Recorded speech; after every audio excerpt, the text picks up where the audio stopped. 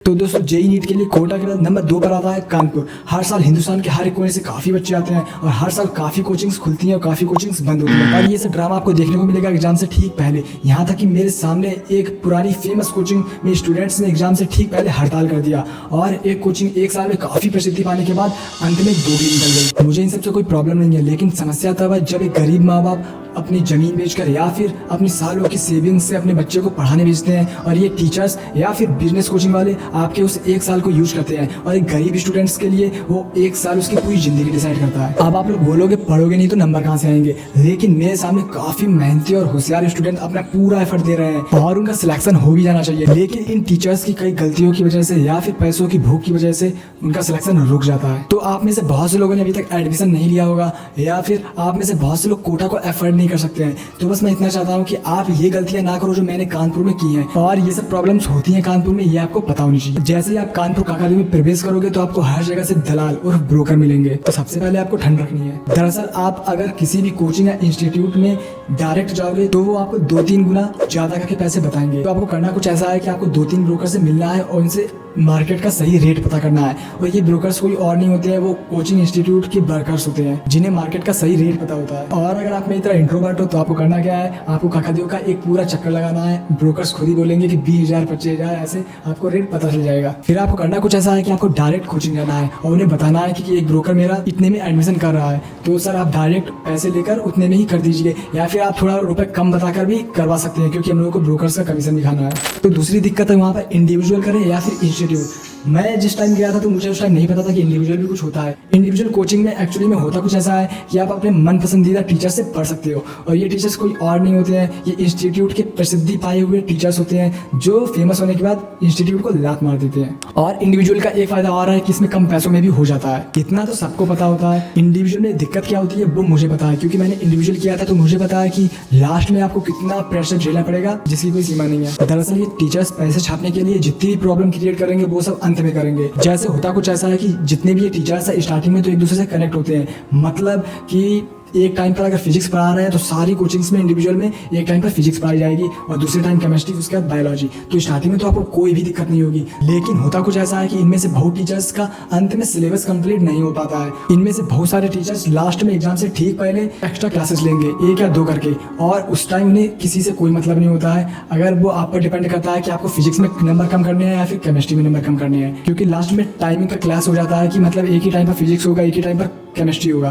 तो बहुत ही ज़्यादा दिक्कत होती है। दूसरा प्रॉब्लम क्या होता है कि ये टीचर्स क्या करते हैं कि अपना खुद का एक टेस्ट सीरीज निकालते हैं जिसमें वो कंपलसरी करते हैं, प्लस उसका पैसा भी बाकी टेस्ट सीरीज से ज़्यादा होगा, तो आपको बहुत ज़्यादा दिक्कत होगी। प्लस एक्स्ट्रा क्लासेस होंगी, प्लस ये टेस्ट सीरीज का भी टाइम क्लास करेगा। एक दूसरे से कोई मतलब नहीं होता है लास्ट में कि किसका टेस्ट सीरीज किसका क्लासेस हो रहा है, सब अपना अपना देखते हैं। लास्ट में वैसे भी आपके मन में एग्जाम को लेकर बहुत ही ज़्यादा प्रेशर होता है और ये सब टीचर्स आपको खून क्या सुरुला देंगे अंत में। और ये लोग एक ड्रामा और करते हैं। ये लोग करते क्या है कि कोचिंग में बच्चे ज़्यादा दिखें इसलिए जेई और नीट वाले बच्चों को साथ में बैठाते हैं और इनका सिंपल सा कहना होता है कि जेई और नीट का सिलेबस सेम होता है, प्लस जेई के अगर सिलेबस कर लोगे तो नीट का तो आराम से कर लोगे। ये सबसे बड़ी वाहियातगी होगी, ये सब दोगलापन है। अगर आप एक एवरेज स्टूडेंट हो, अगर कोई टॉपर स्टूडेंट है सीबीएसई आईसीएसई वाला, भैया वो लोग तो सब झेलेंगे, वो लोग का जेई एडवांस करा दो तब भी कोई प्रॉब्लम नहीं होगी। लेकिन हिंदी मीडियम का स्टूडेंट जिसकी 11th बर्बाद है, 12th बर्बाद है थोड़ा बहुत, तो वो ये सब बिल्कुल भी नहीं झेल पाएगा और उसका सिलेक्शन 101% नहीं होगा इन सब दिक्कतों की वजह से। इसलिए मैं तो प्रेफर करूंगा कि आप इंस्टीट्यूट लो। इसमें भी बहुत सारी प्रॉब्लम्स होती हैं लेकिन कुल मिला के इंडिविजुअल से बेहतर है। तो तीसरा पॉइंट है टीचर्स सिलेक्शन।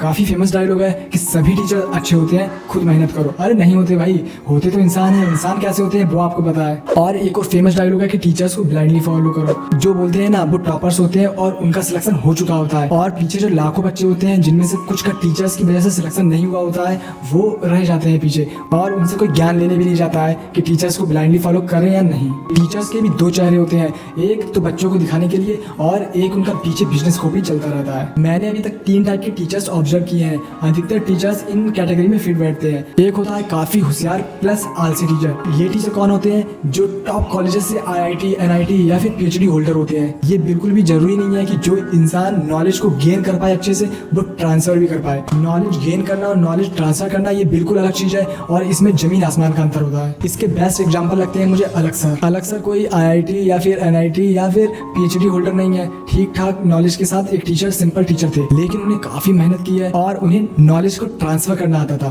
तो आज कहाँ पर है वो आपको पता है। काफी होशियार प्लस आलसी टीचर्स के बहुत सारे सिम्टम्स होते हैं, जैसे कि जल्दी जल्दी पढ़ाकर निकल जाना, टाइमिंग पर ना आना, जल्दी छुट्टी करना और बहुत सारी छुट्टियां करना और डाउट वगैरह सॉल्व ना करना। इन्हें बस सिलेबस कैसे कंप्लीट करना है उससे मतलब होता है। और इस टाइप के टीचर्स जब आपका काटते हैं ना तो आपको पता भी नहीं चलता, क्योंकि ये काफी होशियार भी होते हैं, लेकिन अंत में आप बोलोगे कि क्या टीचर था। और दूसरी कैटेगरी है कम होशियार लेकिन मेहनती टीचर। इसमें भी अलग सर फीड बैठ जाते हैं। इनमें क्या होता है कि कभी कभी ये लोग थोड़ा बहुत गलत पढ़ा देते हैं, लेकिन आपको थोड़ा बहुत भी नॉलेज होगा तो आप पकड़ लोगे कि हाँ गलत पढ़ाया है। लेकिन मेहनती बहुत होते हैं, आपका सिलेबस टाइम से कंप्लीट करेंगे, टाइमिंग पर आएंगे, टाइमिंग पर जाएंगे, छुट्टियां कम करेंगे, प्लस डाउट सॉल्विंग पर फोकस करेंगे, स्टूडेंट से ज़्यादा मतलब रखते हैं। तो दोस्तों तीसरा टाइप के जो टीचर होते हैं वो इन दोनों के एवरेज होते हैं और जो सबसे बेस्ट होते हैं। तो दोस्तों आप आंख बंद कर सोचो कि आपने बचपन से लेकर अभी तक जितने भी टीचर्स देखे हैं इनमें से किस कैटेगरी में फिट बैठते हैं। देखो ये तो होगी टीचिंग स्किल्स, लेकिन इसके बावजूद भी बहुत सारी चीज़ें इंपॉर्टेंट होती हैं, जैसे कि टीचर्स रीड है और अगर आप इंट्रोवर्ट हो तो आप डाउट सॉल्विंग में प्रॉब्लम होगी बहुत ज़्यादा। कुछ टीचर्स होते हैं काफ़ी स्ट्रिक्ट होते हैं लेकिन पढ़ाते बहुत ही अच्छा है, डीप नॉलेज देंगे, बीच में कहीं भी इधर उधर की बातें नहीं करेंगे, मतलब ठीक होते हैं। और कुछ टीचर होते हैं जो मूड को एकदम लाइट कराकर हंसा कर पढ़ाएंगे, पढ़ाते वो भी बढ़िया है, इंपॉर्टेंट सारी चीजें बता ही देते हैं, लेकिन सोचने की बात यह है कहीं ना कहीं वो कुछ इन्फॉर्मेशन कम ही दे रहे होंगे क्योंकि टाइमिंग तो उतना ही है। तो अंत में आपको अपने नेचर के हिसाब से टीचर्स चूज करना है कि आपका नेचर कैसा है, इंट्रोवर्ट है या फिर बहुत ही ज्यादा एक्सट्रोवर्ट है, आप अभी नए नए परिंदे हो जिसे हंसी मजाक करके पढ़ना पसंद है, या फिर आप एक ड्रॉपर हो जो कि दुनियादारी से परेशान हो चुका है और आपको सिर्फ सिलेक्शन पर फोकस के साथ पढ़ाई करनी है बस। तो फिर आप उस हिसाब से टीचर्स चुनो, क्योंकि सफर काफी लंबा है। तो सबसे बेहतर यही होगा कि आपको दोनों का कॉम्बो मिले, मतलब कुछ टीचर्स रीड हो और कुछ टीचर्स हंसी मजाक वाले, तो आपका मूड एकदम बैलेंस रहेगा। तो दोस्तों बताने को तो बहुत ही कुछ था, लेकिन मैंने इंपॉर्टेंट जो मुझे प्रॉब्लम आई थी मैंने आपको बता दिया। और अगर आपको किसी भी टाइप की जानकारी प्राप्त करनी हो तो नीचे कमेंट करना। तो thank you for watching the video.